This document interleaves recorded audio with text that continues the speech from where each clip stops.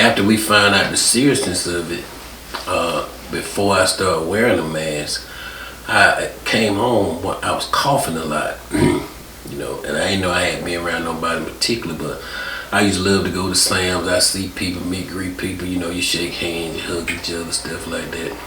That's what I was doing. And I started feeling bad, but I really didn't think nothing about it. And I came home one day and got out the car. I was feeling kind of bad, about to lose my balance. I went upstairs. I sit in the living room. I said, baby, something wrong with me. And she said, you might have that COVID. You ain't sleeping in the bedroom anymore. You gonna sleep in the other room. I'm gonna sleep in this one. So we did. We wore masks away from each other. And I started getting sicker and sicker. And she said, baby, you need to go to feed. I said, I ain't going near feed. So I went to convenient care. They checked me in, stuck a thing down my nose so far, felt like it was in my lungs. I hated that. So after they tested me, they told me, I had to wait a week to find out. So that was a miserable time. During the time of waiting, me and my wife was in different areas of the house. We wore masks, we went around each other. While I was waiting to hear what the result of the test was, I noticed I didn't have no appetite.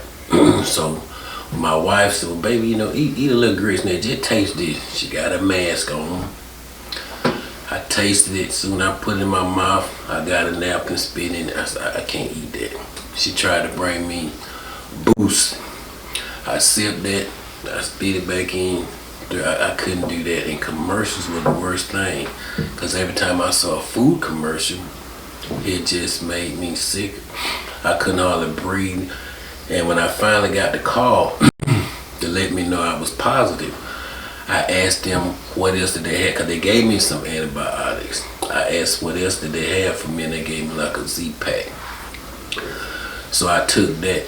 During this whole time, I realized I felt like I knew I'm not going to make it. I didn't let my children come. By that time, I'm sitting in my man cave looking at the TV, people dropping 2,000-3,000 a day every day. So now I know I'm finna be one of them people. So I told my wife, I said, baby, look, I need you to look at the file cabinet there, get the life insurance. And she started crying, ran away. It was kind of hard for me, because I knew I was going to leave my children, my grandchildren, my parents. And you always say you want to go before your kids, but man, the relationship I have with my children is so tight. But I was prepared for that. I had accepted that what was going to happen. And I ended up, I couldn't, and I used to be a smoker. I used to smoke. To try to get that breath was so hard. I never knew when the last one was going to be the last one. And I used to cough so much. And that cough, every time I coughed, it was like Mike Tyson punching me in the rib with each cough. And I coughed all night long. The second time I caught COVID, we caught it from my father going to dialysis. He caught it from the people taking him to dialysis. And my father, one of the reasons he died was COVID.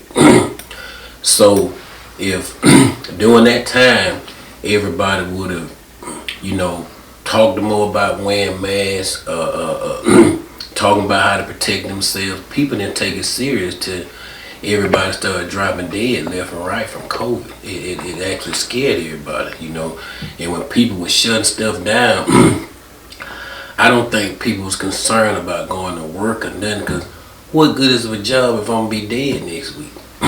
So I think that was, the time that they start really talking about it, finally start being truthful about it. If they had did this off the rip, if Donald Trump had told us off the rip, I know it would be more people alive. The one thing about my people, and I say my people, the black people that I know, if they know they can do something to keep them from dying, they gonna do it. Look at what happened when they find out you saw a little 2-year-old with a mask on.